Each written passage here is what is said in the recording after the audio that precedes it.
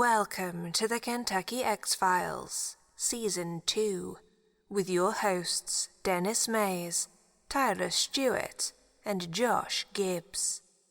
Don't forget to subscribe to us on YouTube, Spotify, or wherever you get your podcasts, so you never miss an episode. Now, on to our show.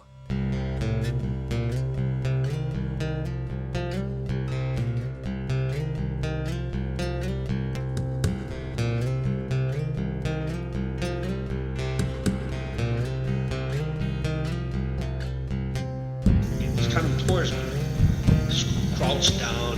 For me, at first, I thought it was just a furniture thing.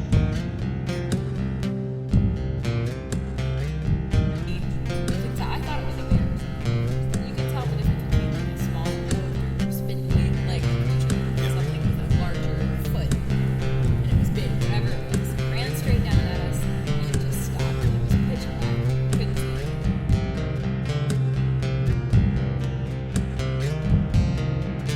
And most of these witnesses that have come close to these things could have been killed.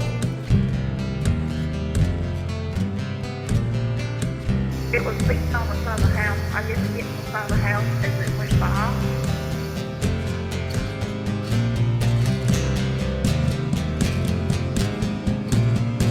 Now, when it stood up, that's when I knew it was gone.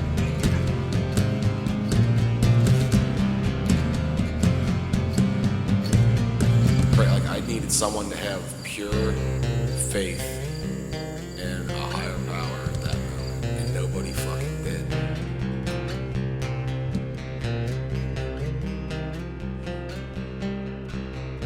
Recording.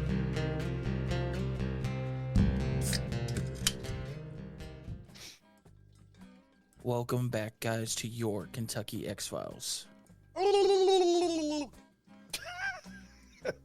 Was that bird taking a drink? It's get surprised. Yeah, it's Thanksgiving. It's the Thanksgiving bird.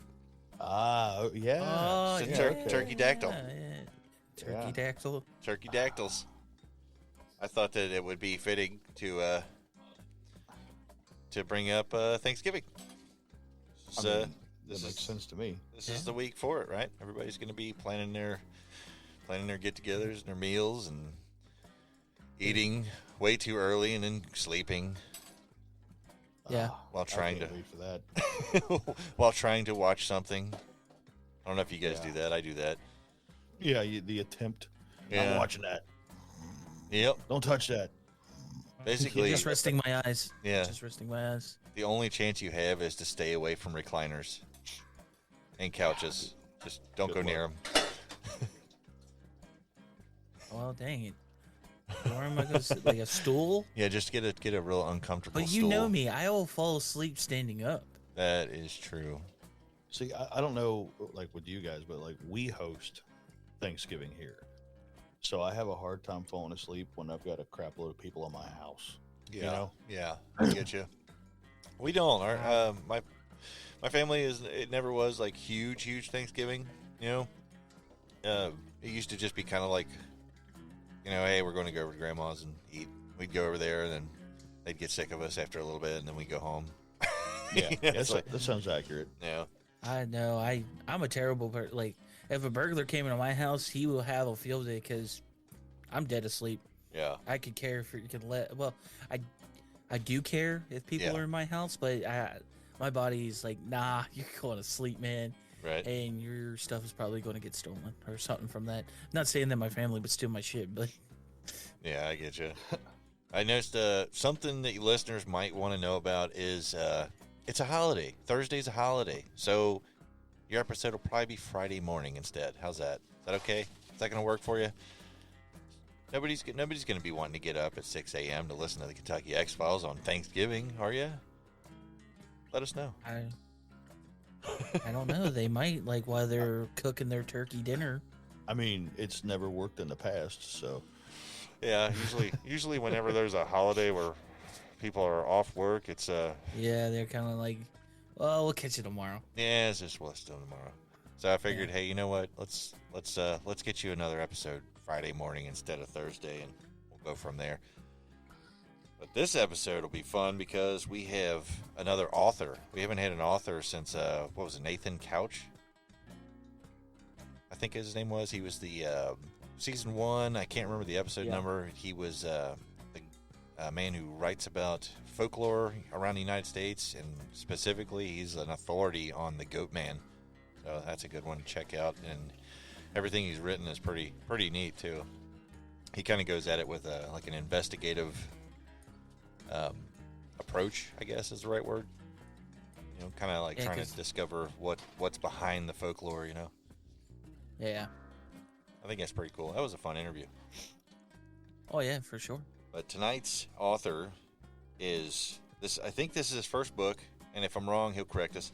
His name is Robert Larsen, and he is going into the topic of the missing 411, and has some theories that I guarantee you folks out there have never heard before. I read it, and I will say I was not ready for the revelations that he lets loose in this book. So I don't know, fellas. It's pretty wild. Wild stuff. Clarify, that episode is episode 5 of season 1. J. Nathan Couch. Yeah. And the actual book that he wrote was Goat Man, Flesh or Folklore. That's it, yeah. If you guys wanted to check that out. Super nice guy, too. Oh, yeah. Really enjoyed talking to him. But, yeah, I got Robert ready to call. So if you guys want to, we can dial him up and get into this. Mm-hmm. Oh, hell yeah. Let's do it. I'm going to give him a call, and we'll give us a few seconds to get our sound right, because I know last time our listener couldn't hear very well. So let's try it.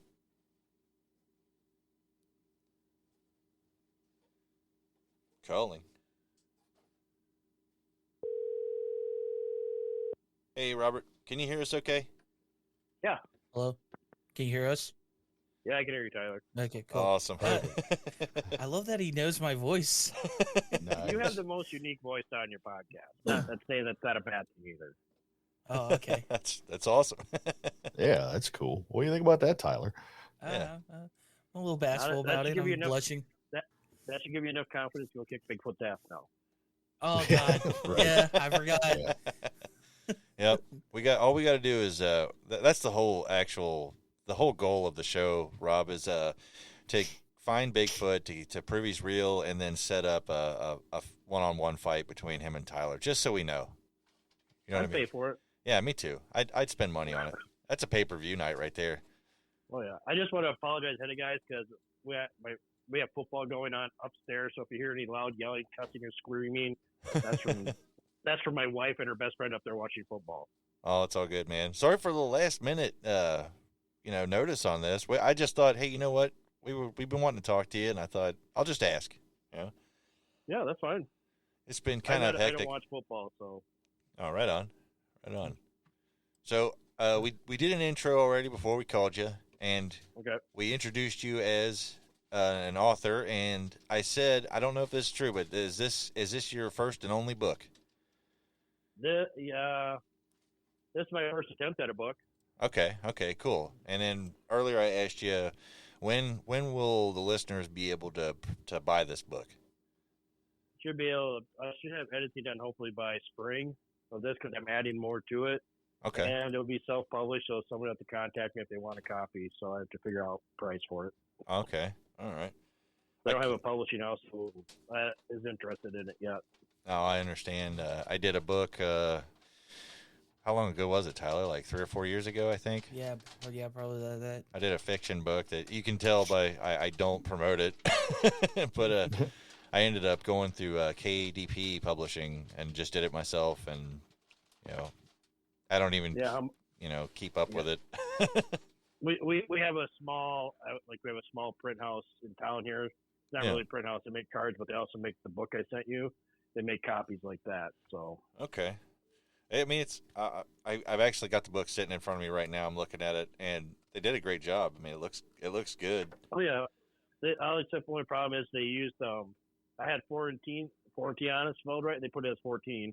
That's what I'm like. Oh, okay. So they did spell check on it. I'm like, I told them at that time, don't do spell check because there's gonna be words in there that's not in your computer. Yeah. Oh yeah, I know. I know. I get the. I don't trust them because of autocorrect. Yeah. And I can't tell you how many times one of these guys, might say something, and tease me or for some reason, and they get a solid duck you.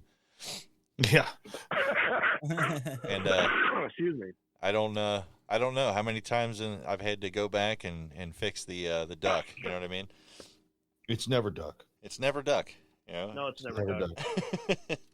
So yeah, me and my co-host to figure that out a long time ago. It's never duck. Yeah, there's been quite a few times that Denny and I've been talking, and it legit looks like I'm having an aneurysm because it's just changing all the words for whatever reason. So the book is entitled O.T.B. for Outside the Box. Correct. All right. So I've read this, and I don't know how much we're allowed to get into as far as spoilers go. I'm like some chapters I'm already expanding on. Yeah. Just because I actually gave a copy of this book to you. I gave it to a buddy of mine that does not know anything about Bigfoot, UFOs, or any of that crazy stuff that we normally talk about. I said, please read this and tell me what you think, because I was kind of aiming as him as somebody who's not into it, probably an introduction to it. Okay. Then he sent me back 3-page email about, this is what I don't understand. I'm like, okay. Okay, all right. Because it's just weird because we talk about this stuff every day, and it's just something we know by memory, because if I say CERN, you know exactly where I'm talking about, where it's at. Sure. He didn't even know what CERN was. Okay. Well, that's good, though, to get an outside opinion that's not following the topic. You know what I mean? Yeah. Yep. And that's good. And, I like to think of myself as decently versed in a lot of this stuff. Not an expert by any means, but I'm at least familiar with a lot of it. And this book primarily focuses on the missing 411. Correct. And I was just saying to the guys that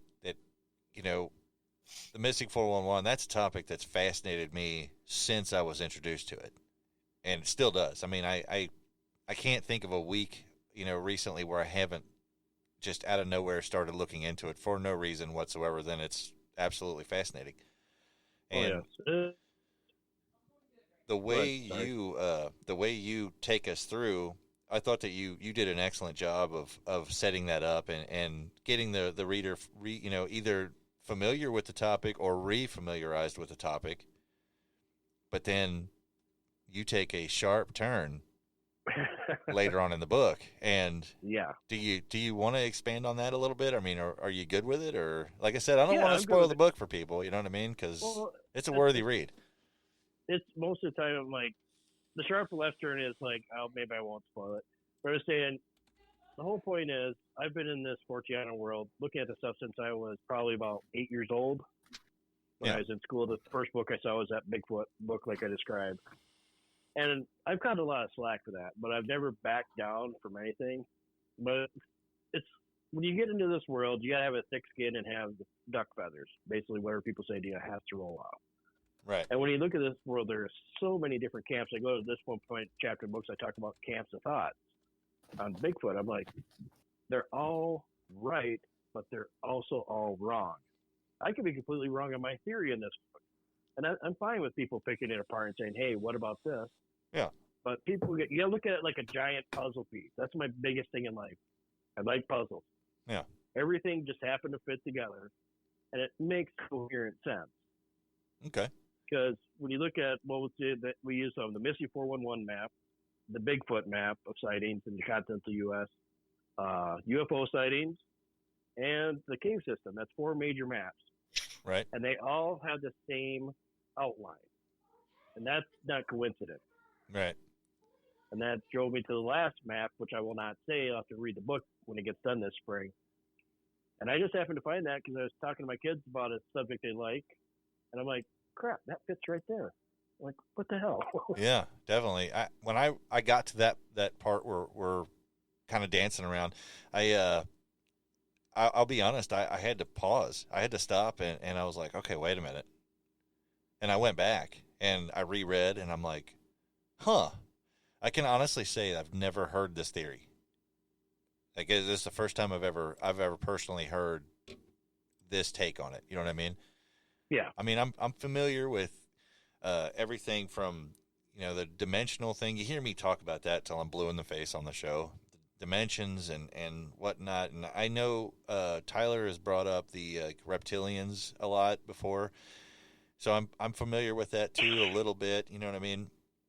And I've definitely heard the dog man and Bigfoot stuff that's been, I don't know. It seems like David Paulides is trying not to say Bigfoot out loud.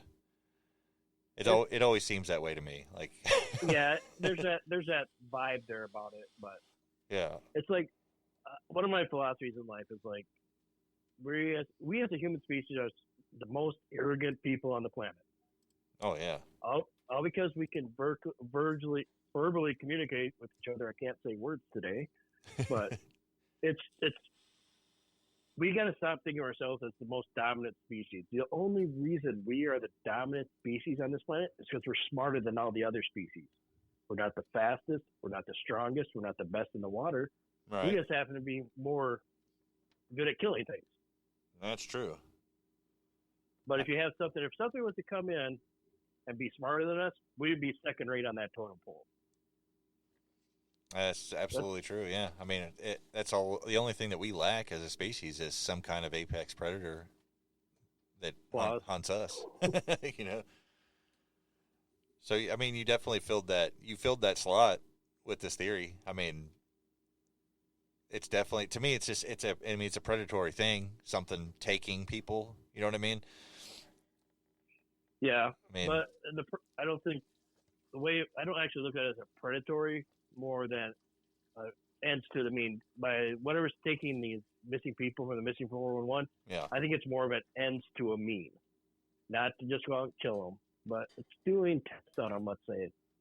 Because sometimes the people are found, there's been plenty of cases where they've reported where the body's been found clothes on backwards, or the clothes or it's naked, and it's folded on a neat pile, or the third one is where we're actually found in somebody else's clothes. Yeah, or they're just an absurdly distance away from where they were where they disappeared from. Correct. It's wild. I mean, that's why it's been fascinating for all these years is the specifics of the circumstances around just these cases. So I mean, if this is a means to the ends, I mean, what do you think? I mean, what is the end? What is the goal? All right, this may piss off some of your viewers. I listen to your podcast too, but we have to stop thinking of, like, we'll use this as an example. Everybody's saying, "Oh, Bigfoot's spiritual and all this. He's the good force. That's why he can go into trees." Okay. You need to stop thinking spiritual as good and evil. And it's like, picture yourself back in Pilgrim's Day, since Thanksgiving is coming up. If you were back there with the technology you have right now, you would be considered omnipotent or Satan. That's a spiritual thing. But it's not really spiritual. It's more of a technology thing. Yeah. Because what's taking the people just has more advanced technology than us. And we have as a species try to define everything as good and evil. There is no gray matter. It's like, why don't you just look at it for what it is, technology? Yeah. I wonder if that would explain the sound that people report with these instances, like the large metallic clanking sounds that they hear. Yeah, I watched the Missing 411, the 2 weeks got out on Netflix or whatever. Yeah. And they said, yeah, we heard this weird sound we've never heard before. I'm like, please say at least 5 words or trying to describe it, but the guy never did. Yeah. And there has been reports of that clanking sound. That's the one I've heard, the clanking sound. It sounds like a giant metallic door, like slamming shut or something. Yeah. I don't know. I mean, if they're using an advanced technology to get here, the first thing that my mind goes to is, are they dimensional or are they just subterranean?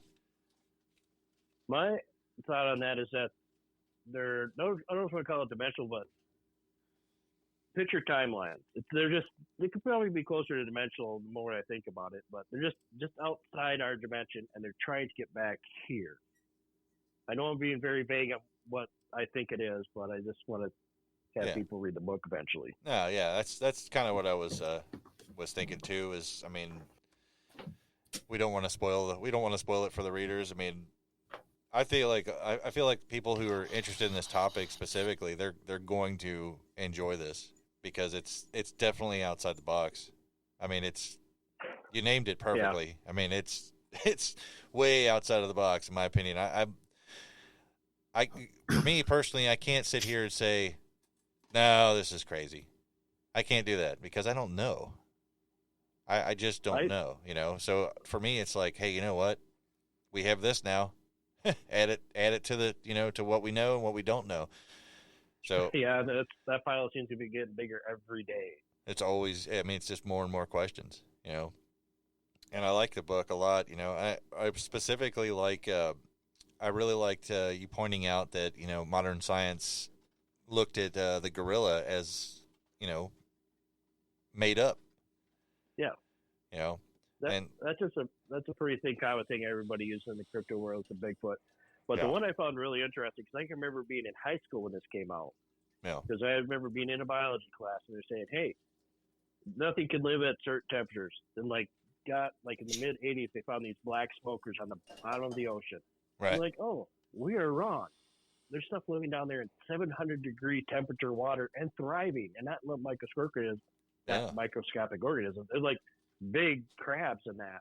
I'm like, yeah, what? Just walking around like it's nobody's business. You know. Yeah. It's like the what is that? The Greenland shark. I mean, Yep. those waters are so cold that whales avoid the spot during certain times of year. You know what I mean? If you're a whale and you have more insulation than anything on Earth, and you're like, it's pretty cold for me, I'm gonna hang south for a while. And here's this Greenland shark that's probably 400 or 500 years old, just swimming around. Oh yeah. You know, it's crazy. I mean, we learn every year that life is a lot bigger than we thought it was. You know, look at that giant squid. You know, we thought that was a complete hoax. You know, it was a folklore. Now we got all kinds of them. You know. Yeah, they're coming. They're more like, oh, we never seen like that one deep well rig where they show that one looks like a balloon with dangling arms. It's a squid. Yeah. It's got joints. I'm like, that's creepy as hell. I saw that. That was insane. You know. What was it? It was years ago before they proved the giant squid. There was wasn't it like a whale swimming around and it actually had the marks on it from the tentacles? I'm thinking it was a sperm whale. Sorry. Yeah, I think he's right. I think it was a sperm whale. Yeah. I mean, I could only imagine what they were thinking when they saw that, and they're like, hang on a second. What's that? You know, how did he get that? You know, could you imagine how much they tried to probably disprove that before they were like, dude, this is a goddamn giant squid. There's also that report of that Navy ship that had them big pucker marks on it, too. Really? Back in the mid-'80s or early '90s. Yeah, there's supposed, if you look on the interwebs, you can find it's like giant squid attacked Navy ship. It's like a destroyer. Yeah. And there's a rubber mat on there. They're like, yeah, there's chunks of it taken out. Holy shit. I've never actually seen that. I'll have to look that up. That's interesting. Yeah, I heard about that many moons ago. Yeah, it's pretty wild. I think that's kind of what it boils down to. You know, it's we don't know, but we are learning as we go. Yeah. You know, there's things that we think are myths that might actually just be there. What can you say? Like reptilians, things like that. That has been something that's been going on for centuries. You know, what was it? The oh God, what were they called? The Naga? Naga from India? Yeah, the Naga were a race of reptilian people. Yeah. You know, it's... But that whole legend of reptilians is throughout our whole human history that we've had written word. And it was probably there before we had our written word. Because they're not from another planet, I'll tell you that much. I'll tell everybody now, I believe in aliens, but I do not believe aliens have been to this planet yet. Okay. Because my whole thing is like, if I'm an alien, I'm coming from thousands of light years away. I find a place I want to set up shop.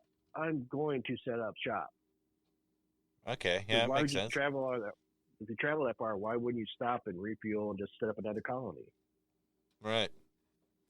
Are you familiar with National Geographic talking about the Troodon species of dinosaur? How it actually was basically the first one in line to become a sentient being? No, I'm not. Yeah, I think what was it? Dale Russell's Dinosauroid, famous sculpture. I don't know if you guys are out there familiar with it. That's probably something to deal with Richard Dawkins. Yeah. Yep. Yeah, Okay, now I know what you're talking about. Yep. The Troodon species had the largest brain capacity of any living dinosaur that ever walked, and they would have been basically the primate. They would have been the species that would be, the first one to stand up and start to evolve, into an intelligent being. Yeah, and the dinosaurs are already on their way to being bipedal anyway. Yeah. And I think it's interesting because a lot of something you'll hear on our show a lot is that, hey, nature doesn't have a blueprint for this, or the argument against that is, well, nature does have a blueprint for this already. And here we sit in a topic where, you know what, nature did have a blueprint it was working on for this, but, there was a meteor. I think nature actually got the blueprint done before the meteor hit. And that is, I'm 99% correct. Humans have been evolving on this planet for, let's say, roughly with the oldest fossil we found, 2.3 million years. Right around, that's a ballpark guess for the oldest fossil. Dinosaurs, basically for 2.3 million years, humans have been on this planet in some type of bipedal form, one or the other. Dinosaurs, on the other hand, ruled for 225 million years. Okay, so they definitely had more time. Yeah. Yeah, I don't know how anybody could say they didn't evolve any further than what the British dinosaurs were given in Hollywood movies. Yeah. Not that they're not cool, but I'm just saying they had to evolve. Some branch had to evolve more. Yeah. So okay, I mean, going off of your line of thinking, your theory here, do you think that just one species of them made it to sentiency, or do you think that multiple? I would have to say multiple. Okay. I haven't really thought about that, but I would say multiple. I'm no expert. I don't know if it's true or not, but I would say multiple. At least two species have gone that route to be bipedal. Because if you look at, because I'm using the Greys as an example, I think they're back from our history, and they also have straight up reptilians that everybody seems to be talking about and seeing. I think there's two different species. Yeah. One is like a worker, and one is an overlord, let's say. Okay. So they'd be like a ruling class. Correct. Ruling class, like middle class, I guess. I think it's just one or the other. Yeah. So I have a question for you guys. Tyler, I forgot your other person's name. Sorry. I apologize. Josh. Yeah, Josh. Have you guys read the book too? These guys haven't. Yeah, they have not. That's my fault. I hogged it quite a bit. I'm just curious. Because they're probably like, "What's this guy talking about?" No, we've got the abridged Reader's Digest version from Denny, but we didn't. I personally have been absolutely slammed. October and November are a madhouse for me, so I didn't have a chance to even sit down and look at it. Mm-hmm. I was just curious. So yeah, I was hogging. I work a full-time job. I just don't sit in my basement thinking of this shit. Because I work a full-time job. Yeah. I got bills I got to pay. Right. Yeah, I had a question like this, like the whole theory going around this, like you saying that they come they come and they grab, and you said I heard you say that you believe that they study them, and then they some come back, some don't, but do you think any of them are among us right now? Do they just come briefly and then leave? Is that any part in your theory? I don't think any of them are among us right now. I think they just come here briefly, get the test subject they need, and leave, and bring them back. Because I know there's a weird thing is the missing 411 that kind of piqued my interest too. It's like younger kids, like toddler ages, a lot of them come back, and there's nothing wrong with them, but they're young enough where they don't remember. But you have older people that come back and they're deceased. It's just, to me, it's just weird that why would the younger ones come back? Are they more resilient in their DNA? or are the older people just can't handle that stress? Like, because their whole paradigm has shifted when they see something like these people, these things taking them. Little kids like, oh, it's a fuzzy teddy bear. Oh, this guy's a daily lizard person. Yeah. I think the other younger kids are more mentally adaptable compared to us old. Like, if something like that happened to me, I'd be scared shitless. Oh yeah. But Same. like, I just think it's more of a paradigm shift, and some people can't take that. Yeah. It is interesting that you point that out, though, that the younger children seem to make it back out of it. I've heard countless stories where the child in question makes it back, and then they always have some kind of crazy explanation for how they got back. Yep. You know, the bear Everybody carried just me. puts it up. And they're like, it's just kids' imagination. I'm like, sometimes kids are telling you what I have a very young child myself, and he tells me some of the stuff, and I'm like, yeah, that didn't happen. Then he points out, Dad, and he's like, oh, that's what words you use to describe what actually did happen. Yeah. Because they don't quite have the verbiage that we as adults have. That is true. It is interesting that the one, where the kid actually told him that the bear carried him back. You know, and it's the same one where the dogs wouldn't go any further. Yeah. Oh yeah, yeah. I know what you're talking about. Like the dogs straight up like shut down. They're like, nah, man, I'm not going in there. I do have a theory on Bigfoot. It's in the book, but we can explain that. Yeah, I think definitely.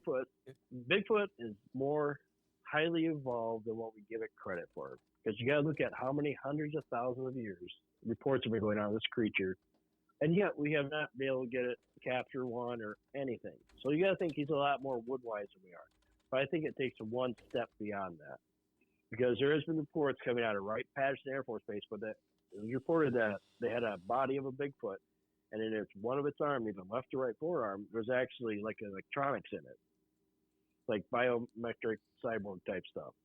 Really? But if you look at, and it also would explain too, because if you go on this road that I went down, and if you look at people have reported eye shine, like glowing red eyes, without any firelight, like in the middle of the woods, they say these bright red eyes, which have been attributed to Bigfoot.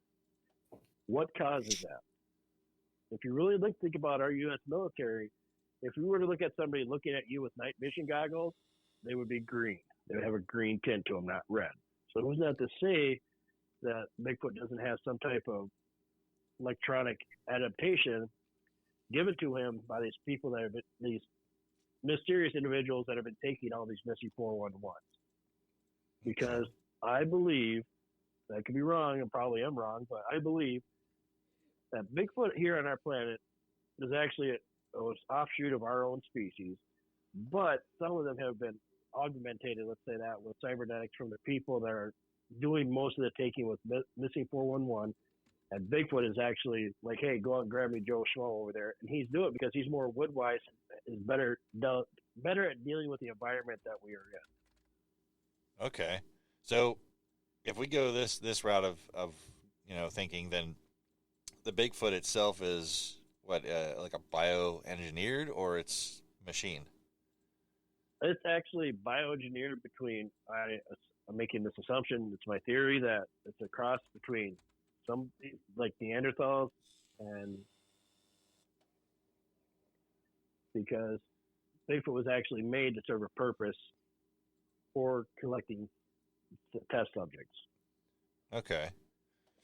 All right. So I will say this. Okay. This would give an explanation to why the military might be so interested in the Bigfoot. Correct. I mean, if it's that advanced and it can, I mean, we've heard that. What was it? Was it On Location Mike that told us that story about Bigfoot? Like, if you see one, don't shoot at it. It's bigger than you are, and it'll take your lunch money. Yeah, that sounds like On Location Mike. Yeah. Yeah. So it's I don't know. I mean, I will admit that when I read it and when I hear it, the first thing that pops into my head is basically like the Sasquatch Terminator. You know what I mean? Like an Arnold Schwarzenegger Sasquatch out there, and he's doing the job that he was programmed to do. Who? What are you saying? Like, who engineered these? Are you saying that we did, or these other beings? these other beings engineered. Because perfect example, Okay. have you guys heard of Chestnut Ridge? The invasion of Chestnut Ridge. Have you heard that story? No, not familiar with that one. No. Invasion of Chestnut Ridge. Hang on, I got to stand up a second. I'm going to grab so I say this correctly. I got the book right here. The book's name is Silent Invasion, the Pennsylvania UF Bigfoot Casebook by Stan Gordon. Okay. And he did a whole bunch of research in that during the 70s or early 80s. Yeah. And what happened is there is a Bigfoot case where they actually Bigfoots are seen going aboard a UFO. Oh, I think I have heard this one. Yeah. And also there's another reported case where actually somebody was abducted and they're like these reptoid people were examining them, but in the background there is a Bigfoot creature. One or two of the Bigfoot creatures just standing in the background like as guards. Oh, wow. So I'm saying these mysterious people, these reptoid type people, that's probably a misnomer, are actually use these and use them like a tool. They upgraded them. Okay. So, I mean, they're basically, they're there to serve. They serve the cause, Correct. serve the masters. Yes. Okay. And I noticed, too, is in regards to the reptilians, and I know this might sound like a silly thing to say, but it's always in a context of it's behind the scenes and it's working on these things and it's you know what I mean? It's like the evil underlords, you know, like they're trying to take back a planet. But it seems to me that if they were wanting to do that, it seems like they have the technology to just go for it. Yeah. Yes. Yep. But if you're talking like enslaving a population, then there's a lot more work involved there. You know? Yeah, because then you need patsies. Yeah. Which I believe the government is partially a patsy to this whole thing. Because I don't know anybody who can tell me, like, with the federal government, as big as it is and as far reaching as it is, no, they haven't figured this out yet. Or they have figured it out and like, oh, we can't tell anybody about this because it would cause a major chaos. Yeah, that's kind of where I'm at, is maybe they do know and they just don't know how to go about it, you know. Yeah. I mean, we just saw that. Sorry, Tyler. We just saw that recently. I mean, the government has a little trouble when it comes to crisis. Yeah. I was more along the lines of like what's your take on the whole like reptilians that are controlling our government? Like, are you thinking that like these like people are taking this out of context? They're seeing these things, but they just are making these stories. I wouldn't say making them up, because I feel like that would be a slap in their face, but it's more along the lines is that it's being embellished. I think it's more taken out of context and everything, because it's just, from what this is all the stuff here is my theory, my personal theory. I think that these things that have been seen with regular humans, but it's just like, oh, something that strange and that dramatic is going to make you think they're in charge because they're taller than you, they're different than you. And you have everybody else around them kind of being subservient. It's all about how you read the room is what's going to end up being. Because I could read it totally different than you read it, Tyler. Yeah. Yeah, in your book, in your book on page 49, chapter 10, your first line is, "What the government knows, and is it arrogance or ignorance?" Yeah. And, you know, I mean, I think that, point, man. yeah, that really hits it right on the head. You know, is it arrogant? Like, nothing strange going on here. Nothing to see here, folks. You know, just go keep paying your taxes and things will be all right. Or do they just not know? You know? Well, they probably know, but like I mentioned earlier, humans are very arrogant. Everybody to a point is arrogant to a point, but knowing our government and their infinite wisdom probably thinks, yeah, we'll just be friends with them and let them do what they want, and we'll try to get the technology to go back at them. Well, they already have technology they're giving you. It's not going to be a first version. They'll give you the first version, but they already have like a 10th version upgrade of the same technology, so they're not worried about that. Yeah. So that's the arrogance and ignorance, and pretty much they're kind of interchangeable on that one. Oh, definitely. And what do you think about other governments in the world? Do you think that they also know, or If you look at it too, there's been if you follow the Missy 411 outline, like it's 12 or 13 points. I think he's added like one more. yeah? There's actually in Australia, if you go on that, they have Missy 411 cases there too, and it follows the same. If you look at the maps, the whole thing, it works on that continent too. Europe, I didn't really dig into, but I had somebody mention Australia to me about all the missing people in the Blue Mountains, and it works. Well, my theory I put forward in this book also works for Australia. Okay, so map wise, these maps of missing people are happening all over the world. Yeah. Wow. I know, like in Russia, there's frequent talk about the Yeti as a smaller version of the Bigfoot, but twice as mean. I can't help but liken it to the mastodon, the mammoth and the mastodon. Yep. The mastodon was a bit smaller, but twice as mean and nasty.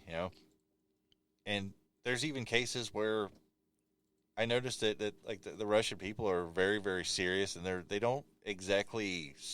It seems to me like they don't exactly like wildly theorize. It's more of a there's Yetis up there, and that's pretty much that. Like they're not interested in a debate. They're not really, you know what I mean?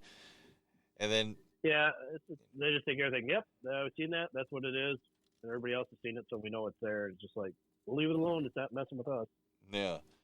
So I don't know. I mean, if that was the case, then I would wonder: is it the seriousness of the Russians the reason that the reptilians are using the Yeti instead of the more docile Bigfoot, or you know what I mean? Good question. Maybe it's because they're a little bit more hard-assed over there, and they had to get something a little bit more aggressive. Well, it's a rough country over there. It gets a lot colder. Yeah. But I've actually looked at the Google Earth map of Russia, Siberia and that. There's not really that many people out there. I don't even know if reports would get made if these type of cases are going on in Siberia. I don't even know how they would even filter out. Because you would think there's such a sparse population. Oh, whatever, some Russian guy Ivan went out in the woods. Oh, a bear got him, don't worry about it. Yeah. And they find him, and it's like, this isn't Ivan's clothes. It's like, would that actually make it back to the U.S. so all that data could be correlated to actually try and pinpoint if the same thing's happening there? Yeah. Okay, I got one for you that I wanted to ask you for a while now. And there's a large population of folks that are invested into the Sasquatch topic. And there's pictures, there's video, there's all these encounters of people, and there's been some encounters where the Sasquatch actually has a baby with it. That's where could that fit into this? Okay, if you look at it that way, I think not all Bigfoots are working for this mysterious entity I have not named yet. Gotcha. I think if you look at it like this, I picture this, the brood nest. I grew up on a farm, and you look at cattle. Yeah. Some are taken away, and you keep some for the breeding stock next year. I think some of the wild ones with the babies in it, they're actually breeding. And they're actually a breeding population of so many in the U.S. in certain areas. And these people that come like, all right, we're going to call the herd, he's mature, take him, so on and so forth. It's just like a breeding population that is used for these unnamed entities means to an end. I gotcha. Okay. I wonder if they're selecting the finest, the biggest and finest. For the breeding stock. Like Sparta, like Spartans. Well, I mean, yeah, if you're going to breed them, you gotta have the best. I mean, yeah, I get you. Especially if you're like, if it's used as bodyguards or like protection, I guess you would want your warriors to be the best. I get that. What about the dog man? I mean, do you think that is it a mistaken identity? I know you touched on that in the book. Yeah, that's one of the points I had to explore more on. I was told by other people. Because, again, Bigfoot and Dogman were made. I don't mean they were made in a lab. They're made in a lab pretty much. Because what happened is these mysterious entities that I'm talking about in the book took a dog's DNA or a wolf's DNA and infused them with a Bigfoot. That's why if you ever notice, like in the Dogman world, there's like 7 different species. 7. You have like the fathead. Yeah. Then you have like the Anubis type. Then you have like the German Shepherd. None with ever big floppy ears. You ever notice that? Yeah. You don't see the big like English bulldog dog man. Exactly. You have the aggressive ones too. And also another thing too with the dog man thing too is there's two major styles. You have ones with the Z legs, which is the normal canine type legs, and one with actually human legs. Yeah. So I don't know, man. If I was, sitting at my desk and I look out the window and there's a pug staring at me that's 7 feet tall, that would probably do the job. I think that would scare me. Yeah, I was gonna say it doesn't matter what breed it is. If it's 7 foot tall, it's gonna be terrifying. Could you imagine a Chihuahua dog man? that'd be probably the smallest one in mean and vicious again. That's what I'm saying. I was gonna say, that'd be the most dangerous. Still go for your ankles, probably. Yeah. See, I also gotta tell you, I believe the reason I truly, in my heart of heart, believe there is a breeding population of dogmen in America. Yeah.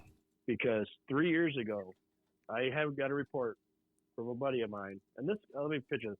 This guy's like 6'6", and he's a big dude. If you were to see him in a hallway, you're like, God damn, I'm gonna get my ass beat by this guy. Right.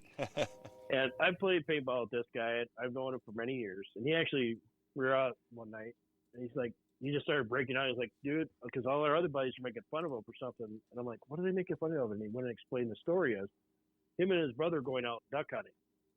And they're driving along, and in front of the road, there's like a deer ran across. He slammed on the brakes. Then right behind the deer, there's a 3 foot tall dog man. I mean, seriously, like he said, it barely became above the head of his truck. It's like 3 foot tall dog man. I'm like, what? Oh shit! Like, yeah, he explained to me. He had like the tail, and he said basically it was like a German Shepherd. No kidding! Wow.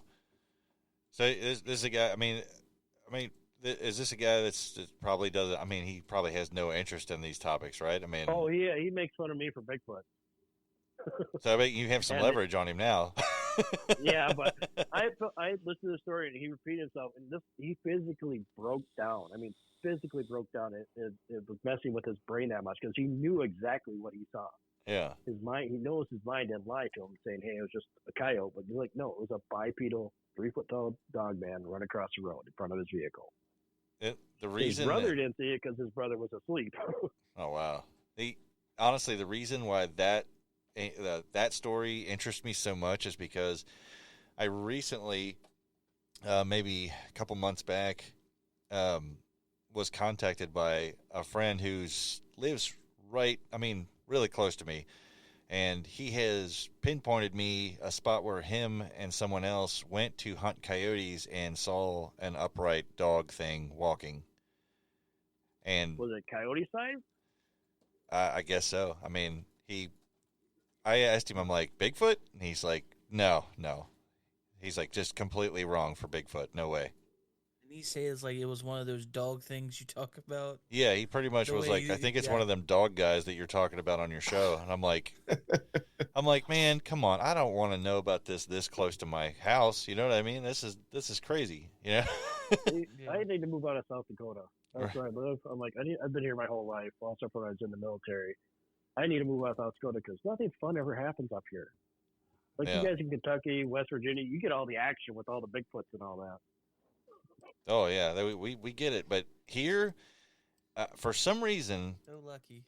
Here in Kentucky, the Bigfoot thing, especially where we all are, it only happens a certain time of year, and then it goes quiet.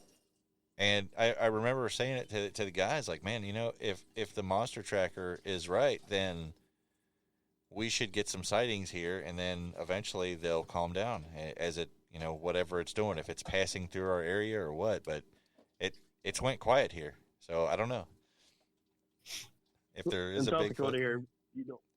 We don't get very many people. I'll tell you, in South Dakota, they're very conservative.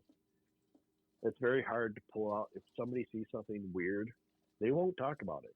And seriously, even if you know them and you're your neighbor, you know them your whole life, they just do not talk about it. I'm like the odd duck up here. They're like, hey, did you see anything weird? You see anything weird? But like, people will not talk about that stuff. It's like a stomata. And I'm like, people got to stop thinking of it that way. If they want this, I want Bigfoot, Dogman, all the stuff we found so I don't have to talk about this stuff anymore. I'm going to talk about comic books or something. Yeah. But people just need to start talking about it and not being laughed at. But it's hard to do because you have to have like-minded people that be interested and take their stories for what it is. Sure. And not all like-minded groups are in. I mean, me and Tyler, we sat there face-to-face with Bigfoot researchers who told us that they're just not into the Dogman thing. They thought it was, Bigfoot got boring. That's all. That's all they thought about it. And that's part of the problem. It's like with the different camps of thought. Yeah. They're all right and they're all wrong. Because Joe has an idea here and Steve has an idea here. Yeah. They got to meet in the middle. So if we want to figure this all out, we have to work together. The Dogman exists. People have seen it how many times? Bigfoot we know exists. I've never seen one, but I believe they exist. Yeah. But we just this whole community has got to come together and work on this problem together to get answers. Well said. I mean, that's kind of what we wanted our show to be was, a campfire, halfway point.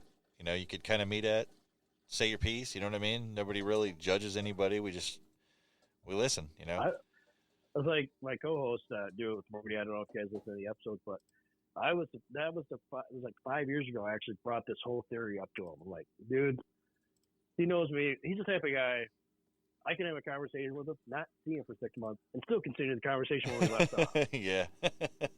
And I'm like, dude, I got this theory. He's like, have you heard of the Misty Forewarning? I said, dude, I got this theory.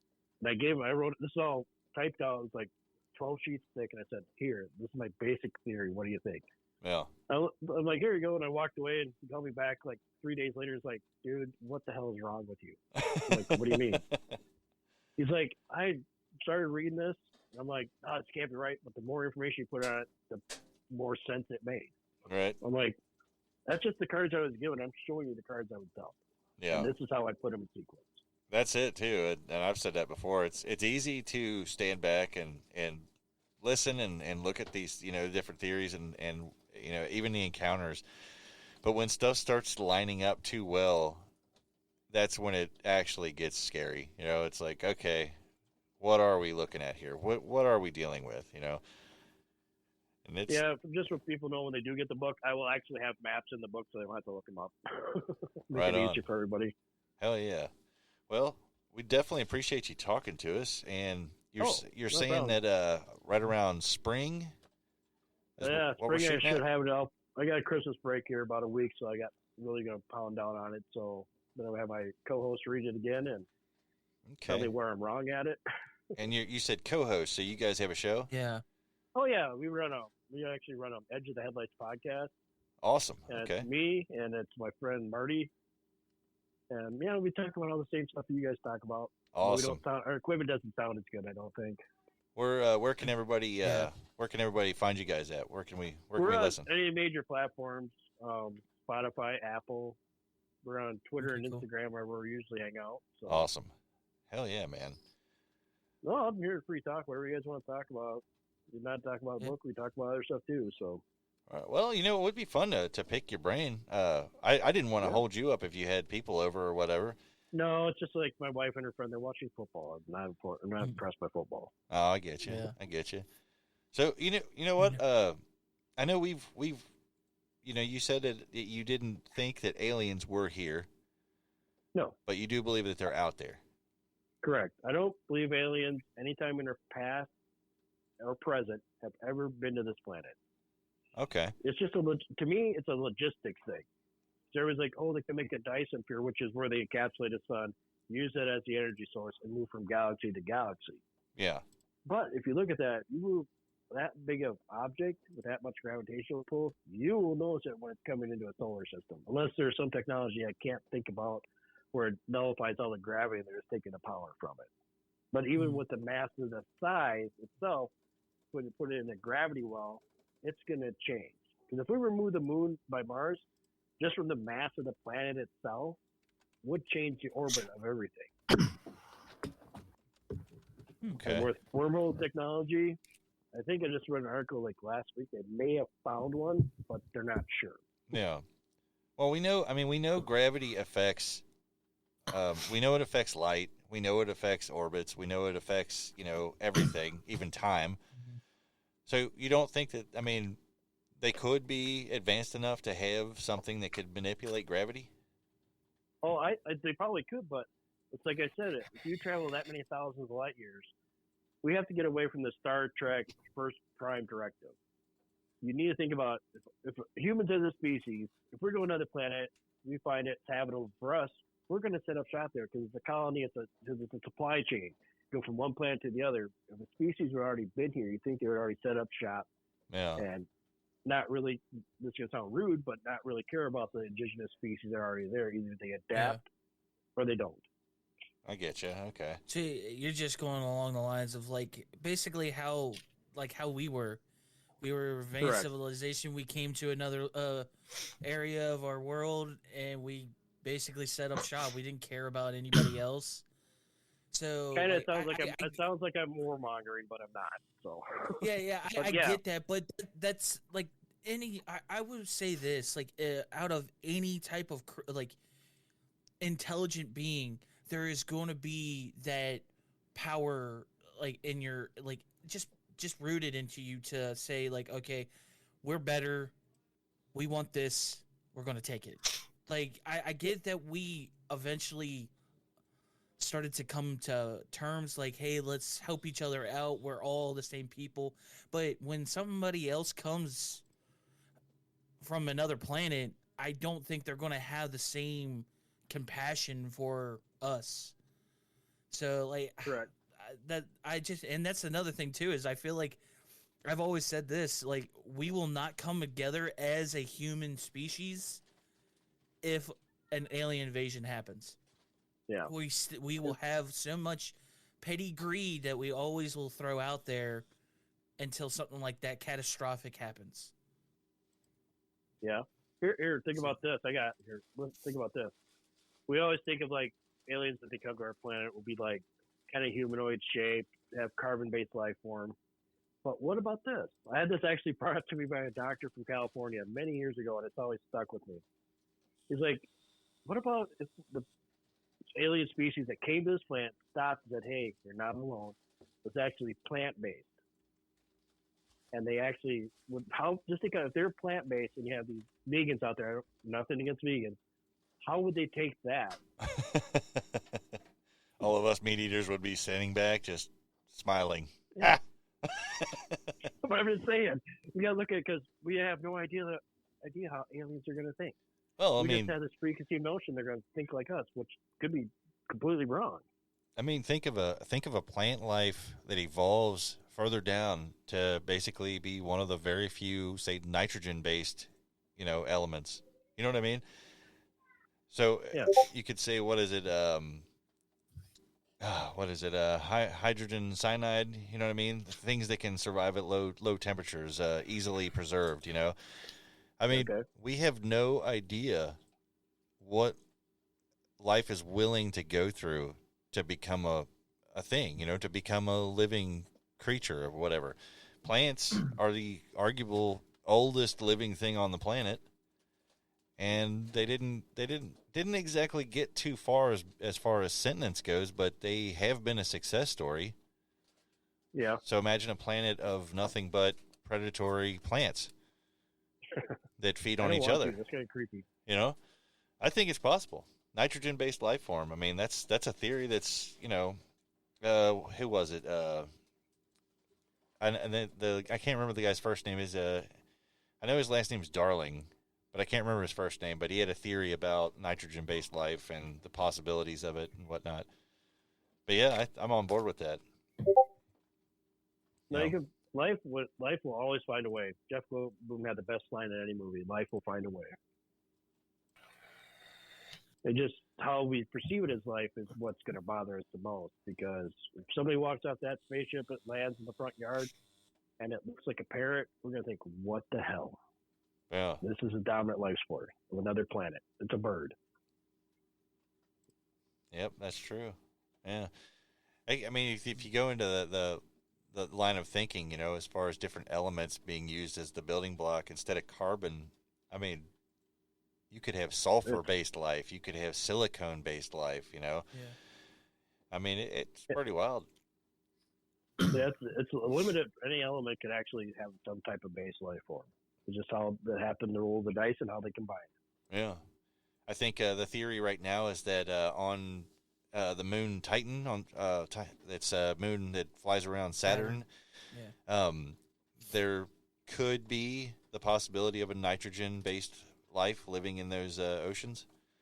Yeah. I mean, that's wild, man. But yeah, we always talk about life as we know it. We never think about life as we don't. Or could be. Yep. I'm on board with that. I'm a big fan of like astrobiology, theory, you know what I mean? I love the idea of finding life out there, and it might not be intelligent life. It might just be a bug, Yeah. I think it's amazing. Like I said, I believe there's aliens out there that they have in here because this is the vastness of space. I'm like, well, that'd be a giant waste of space.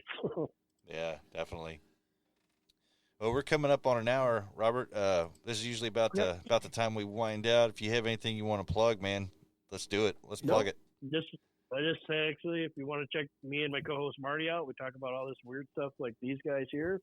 Our podcast name is Edge of the Headlights Podcast. Come and give us a listen. Oh yeah, on all major platforms. You guys on YouTube also?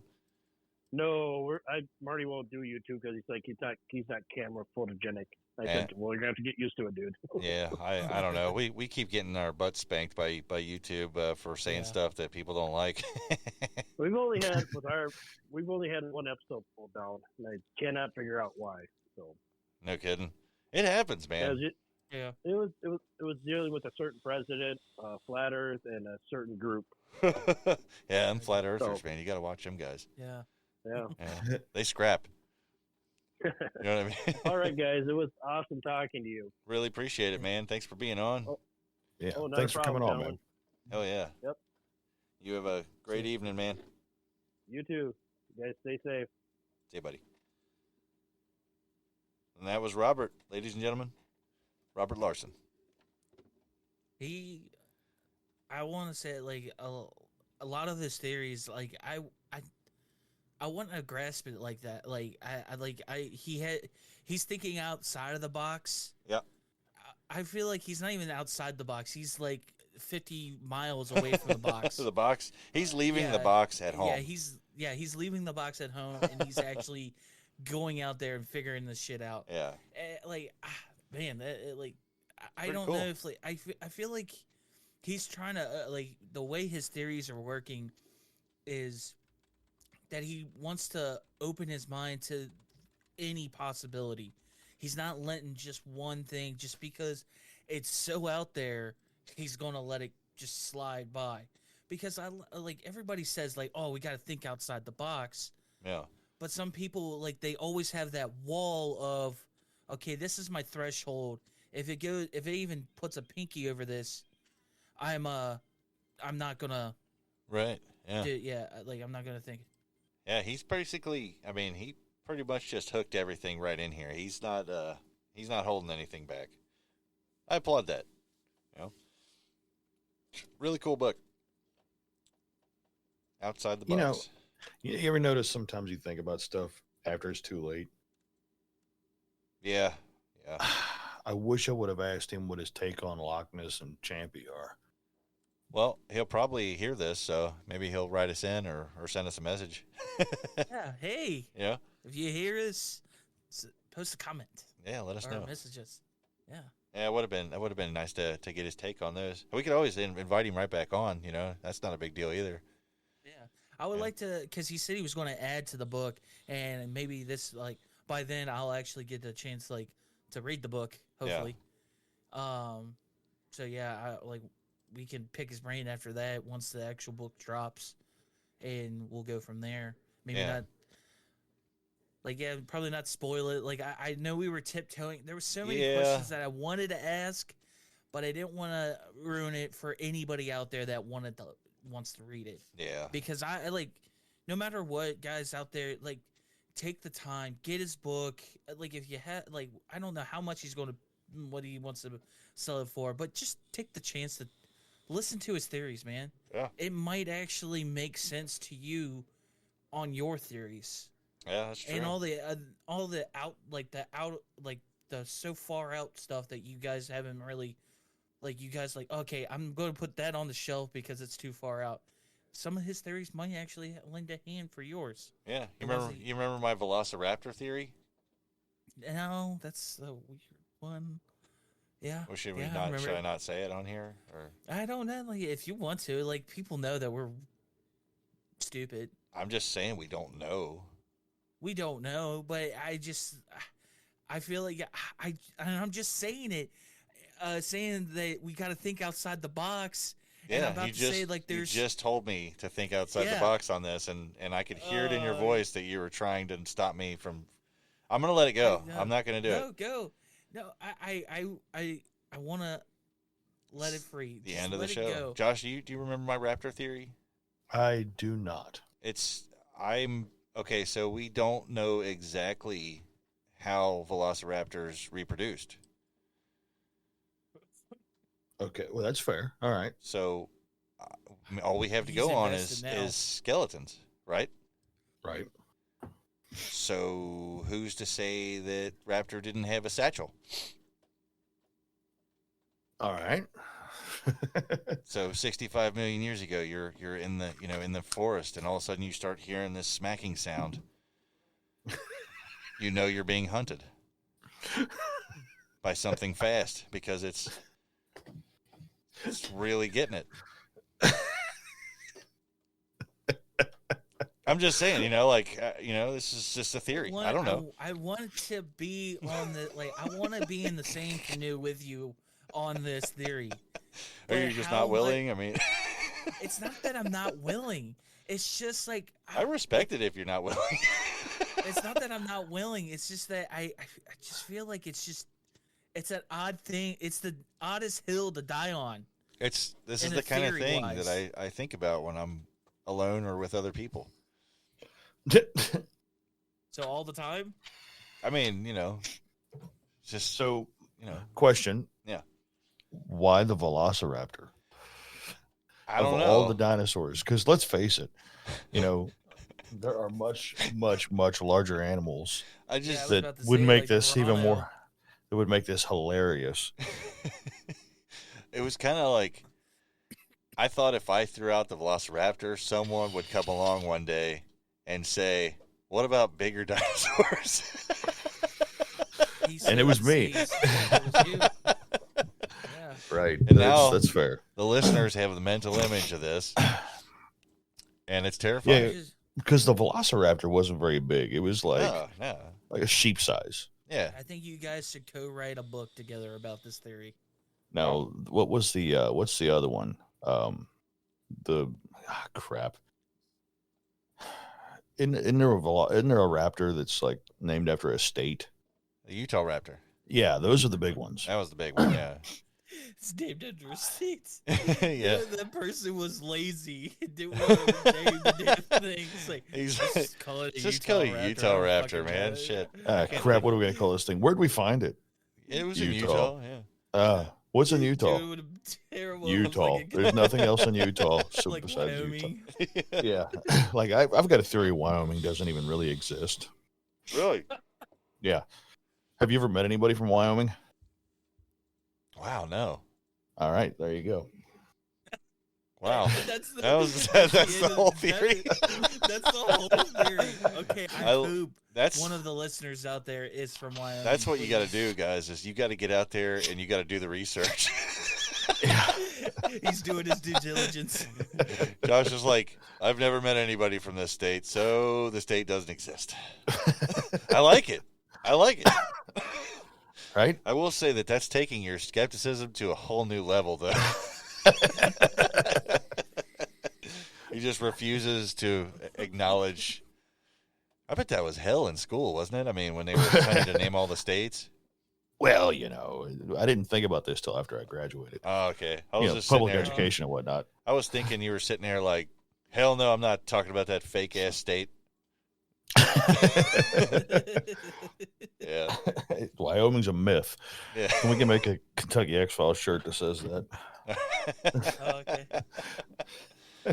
Just the whole United States and like nothing there. There's just an empty spot where Wyoming was. Spot, yeah.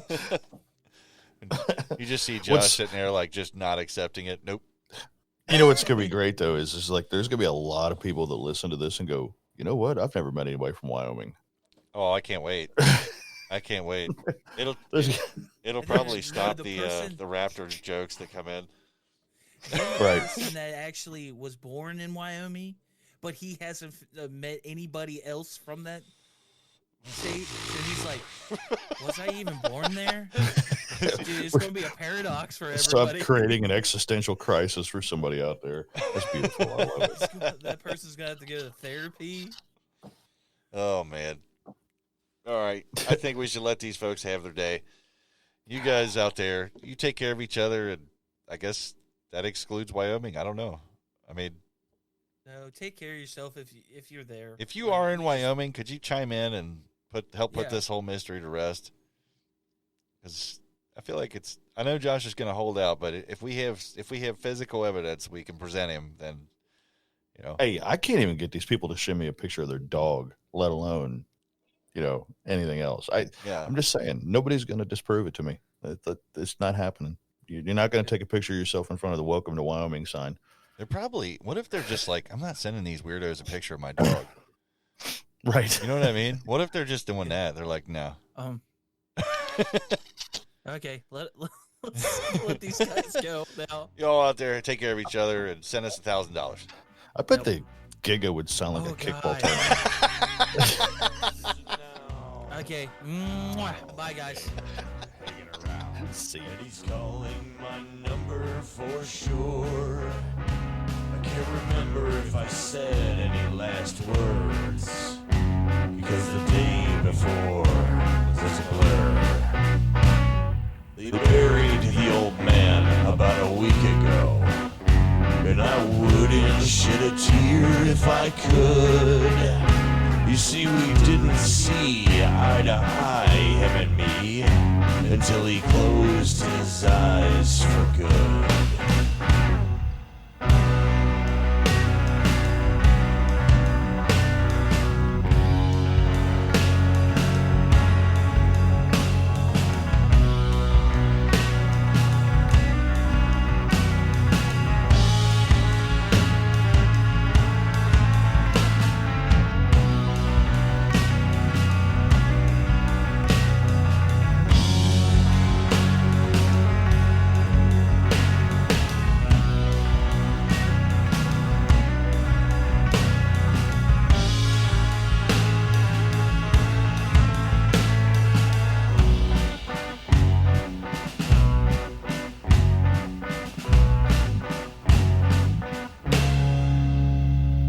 An old witch told me one time, a dark thing follows you, my son. You'll live 100 nights searching for hell, and all of your days by the gun. Beware the good times in your life. They just hide the bed for a while. That feeling you hide behind the tears and the pain is the reason that you can't smile.